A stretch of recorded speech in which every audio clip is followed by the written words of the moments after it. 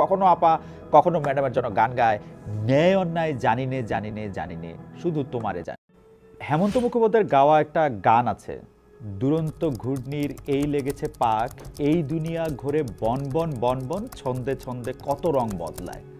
অবশ্য বাংলাদেশে গত কয়েকদিনের ঘটনার ঘনঘটায় ছন্দের কোনো বালাই নাই। এলোপাথারি বেমক্কা আক্রমণে মক্কা থেকে কাশী পর্যন্ত দর্শন হয়ে যাচ্ছে।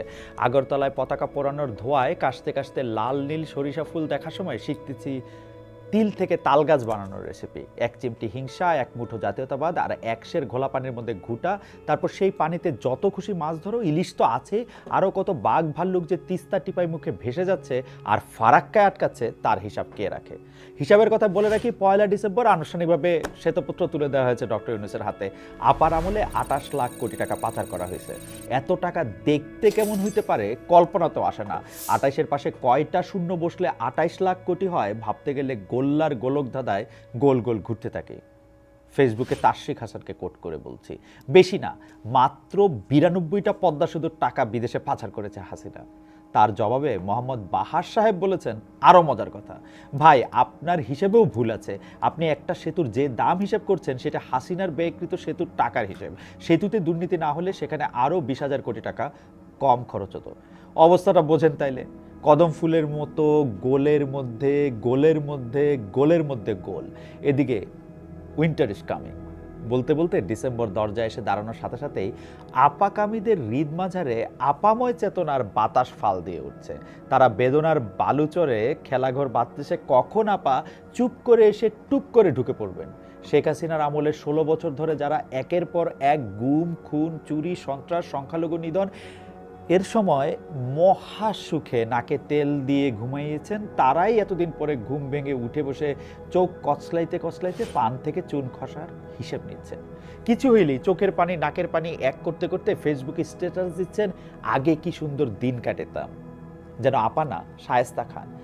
এখন দেখেন, অবিচার তো অনেক রকম হয়, কিছু খালি চোখেই দেখা যায়, আর কিছু আছে পরতে পরতে ধুলার মতন জমতে জমতে ঘন হয়, ভারী হয়, দম বন্ধ করে দেয়, কিন্তু বহুদিন এর মধ্যেই থাকতে থাকতে আমাদের অভ্যাস হয়ে যায়। তো ইউনূস সরকার আসার পরে এই হাউকাও লাগার একটা কারণ হইল, বহু বছর ধরে ধুলায় ধূসর হওয়া কার্পেট, জাজিম সব রোদের মধ্যে টেনে নিয়ে এসে ধোলাই করা হচ্ছে।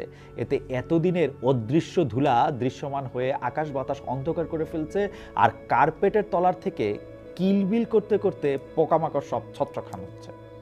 কয়েকদিন আগে এক সাক্ষাৎকারে বদরুদ্দিন ওমর বলেছেন, এখানকার রাজনৈতিক দলগুলো রাজনৈতিক কর্তব্যটা ঠিকমতো পালন করতে পারছে না, সেজন্যই বারবার গণ অভ্যুত্থান হয়েছে। এবার সবচেয়ে বড় অভ্যুত্থান হয়েছে এ কারণে যে মানুষের উপর জুলুমটা বেশি ছিল, কোনো রাজনৈতিক দল প্রতিরোধ করতে পারছিল না, ছাত্রদের আন্দোলনের কারণে সেটা সফল হলো। এখন যে টালমাটাল অবস্থা হয়েছে এটাই স্বাভাবিক, এখানে ক্ষমতাসীন দল পুরোপুরি বিধ্বস্ত হয়ে গেছে। কোটেশন শেষ। একই সাক্ষাৎকারে বদরুদ্দিন ওমর এমনটাই বলেছিলেন যে শেখ হাসিনার সময় যা হয়েছে তার চেয়ে খারাপ হওয়ার আর কোনো সুযোগ নেই। কোটেশন শেষ। তার মতের অনুরণন শুনি ইউনিভার্সিটি অফ অসলোর অধ্যাপক আরাইল্ড এঙ্গেলস রুডের আলাপেও। তিনি বলছেন, বাংলাদেশে একটি নতুন ব্যবস্থা প্রতিষ্ঠা করা খুব কঠিন হবে, কারণ এখানে আছে শক্তিশালী রাজনৈতিক নেতাদের মেরুকৃত সমাজ, তারা স্থানীয় সম্পদ ইত্যাদি নিয়ে এই লড়াই চালিয়ে যাবে। আমি মনে করি না যে হঠাৎ করে এসব সম্পূর্ণ দূর করার চেষ্টা করা বুদ্ধিমানের কাজ হবে।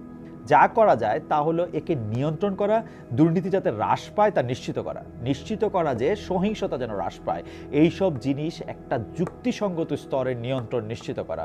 গণতন্ত্র কোনো নিখুঁত সমাজ গঠন করে না, গণতন্ত্র হলো সমাজের দ্বন্দ্বগুলিকে সভ্য পদ্ধতিতে পরিচালনা করা।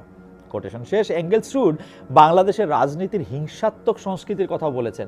আমরা যুগে যুগে বাংলাদেশে আসলে কি দেখেছি? বিএনপি হোক, আওয়ামী লীগ হোক, তারা তো ক্ষমতায় যায়, দায়িত্বে যায় না। গদিতে একবার গিয়ে বসতে পারলেই হলো, তারপর তাদের আর পায়কে কিছুতেই কিছু আর তাদের যায় আসে না। যার ইচ্ছা ধরো, যার ইচ্ছা মারো। পুলিশ প্রশাসন, বিচার বিভাগ কখনো আপা কখনো ম্যাডামের জন্য গান গায়, ন্যায় অন্যায় জানি নে জানি নে জানি নে শুধু তোমারে জানি।